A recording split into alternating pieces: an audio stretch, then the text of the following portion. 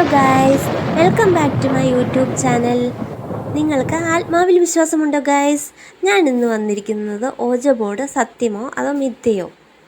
ഓജോ ബോർഡിനെ കുറിച്ചുള്ള നിരവധി കഥകളിലൂടെയും സിനിമകളിലൂടെയും ഒക്കെ നാം കണ്ടറിഞ്ഞിട്ടുണ്ട്. ഇരുട്ടടഞ്ഞ മുറിയിൽ മെഴുകുതിരി നാളത്തിന് മുന്നിൽ നിന്ന് ഗുഡ് സ്പിരിറ്റിനെ വിളിക്കുന്നതും ചോദിക്കുന്ന ചോദ്യങ്ങൾക്കെല്ലാം ഉത്തരം നൽകുന്നതുമൊക്കെ എത്രയോ സിനിമകളിൽ രംഗങ്ങളായിരിക്കുന്നു. ഇനി ചിലപ്പോൾ ഗുഡ് സ്പിരിറ്റ് മടങ്ങിപ്പോകാതെ ആ മുറിയിൽ തന്നെ അവശേഷിക്കുന്നതായി നമ്മൾ കണ്ടിട്ടുണ്ട്. അവയൊക്കെ പക്ഷേ സാങ്കല്പിക കഥകൾ മാത്രമായിരുന്നു. പക്ഷേ അത്ര നിസ്സാരമായി തള്ളിക്കളയാനൊന്നും എല്ലാവരും തയ്യാറായിട്ടില്ല. അതിന് തെളിവായിരുന്നു റെഡിറ്റ് എന്ന സമൂഹ മാധ്യമങ്ങളിൽ ഓജോ ബോർഡിനെ ആസ്പദമാക്കി നടന്ന ചർച്ച. ആർക്കെങ്കിലും വ്യക്തിപരമായി ഓജോ ബോർഡ് കളിച്ച് എന്തെങ്കിലും പേടിപ്പെടുത്തുന്ന അനുഭവങ്ങൾ ഉണ്ടായിട്ടുണ്ടോ എന്ന ചോദ്യത്തിന് കീഴെ കമൻറ്റുകൾ കൊണ്ട് നിറയുകയായിരുന്നു. അതിലൊരാൾ എന്നും പങ്കുവയ്ക്കുവാൻ ആഗ്രഹിച്ച എന്നാൽ അതുവരെയും തുറന്നു പറഞ്ഞിട്ടില്ലാത്ത ആ കഥകളെക്കുറിച്ച് സംസാരിച്ചത്.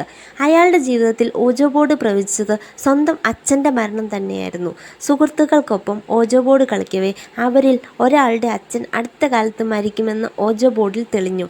പക്ഷേ ആദ്യം അത്ര ഗൗരവം കാണിച്ചില്ലെങ്കിലും ഒരാഴ്ച കഴിഞ്ഞപ്പോൾ കാർ അപകടത്തിൽ അച്ഛൻ മരിച്ച വാർത്തയാണ് അറിഞ്ഞതത്രേ.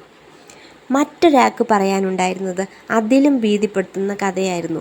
12-13 വയസ്സ് പ്രായമുള്ളപ്പോൾ സുഹൃത്തിൻ്റെ വീട്ടിൽ വെച്ചാണ് ആദ്യമായി ഓജോ ബോർഡ് കളിച്ചത്. സുഹൃത്തും സഹോദരിയും താനും ചേർന്നാണ് ആത്മാവിനെ വിളിച്ചു വരുത്തിയത്.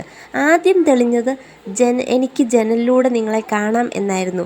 അതിനുശേഷം വന്നത് എനിക്ക് അവൻ്റെ കണ്ണുകളിലൂടെ നിങ്ങളെ കാണാം എന്നും. പിന്നീടും ചോദ്യങ്ങൾ ചോദിക്കാൻ തുടർന്നതോടെ ഞാൻ കാറിന് കീഴിലുണ്ട് എന്ന മറുപടി ലഭിച്ചു. ഉള്ളിൽ ഭയമുണ്ടായിരുന്നുവെങ്കിലും 3 പേരും ചേർന്ന് ടോർച്ചുമെടുത്ത് കാറിന് കീഴിലേക്ക് തെളിച്ചു നോക്കിയപ്പോൾ അവിടെ ഒരു പൂച്ച ഇരുന്ന് ചീറ്റുന്നത് കണ്ടു. പേടിയോടെ ഉള്ളിലേക്ക് പോയതും കറണ്ട് പോയി വീടാകെ ഇരുട്ടിലായി. അന്ന് പുലരും വരെ ഉറങ്ങാനായില്ലെന്നും പിന്നീട് ഇതുവരെയും ഓജോ ബോർഡ് കളിച്ചിട്ടില്ലെന്നും അയാൾ പറയുന്നുണ്ട്.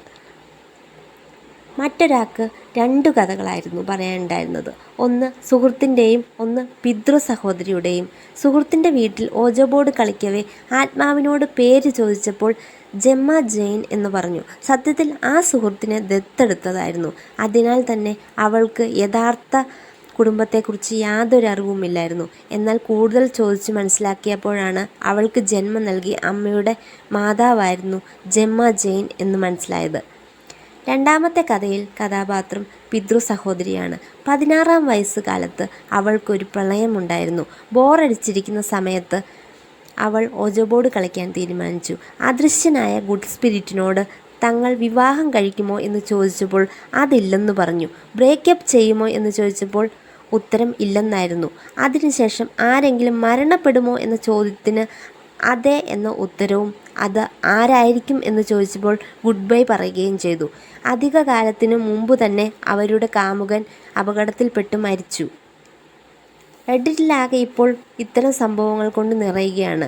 പലർക്കും പറയാനുണ്ടായിരുന്നതും ഭീതിപ്പെടുത്തുന്നതും സംഭവങ്ങളും തന്നെ. ഇനി ഒരിക്കലും ഓജോ ബോർഡ് പരീക്ഷണത്തിന് വിധേയമാകില്ലെന്നും അവർ പറയുന്നു. സംഗതി സത്യമാണെന്നും മിഥ്യയാണെന്നും വാദിക്കുന്നവർ ഉണ്ടെങ്കിലും ഓജോ ബോർഡ് ഇപ്പോഴും അവിശ്വസനീയമായി തന്നെ നിലനിർത്തുകയാണ്. നിങ്ങൾക്ക് ഓജോ ബോർഡിൽ വിശ്വാസമുണ്ടോ ഗൈസ്? ജസ്റ്റ് കമൻറ്റ് ചെയ്യൂ കേട്ടോ.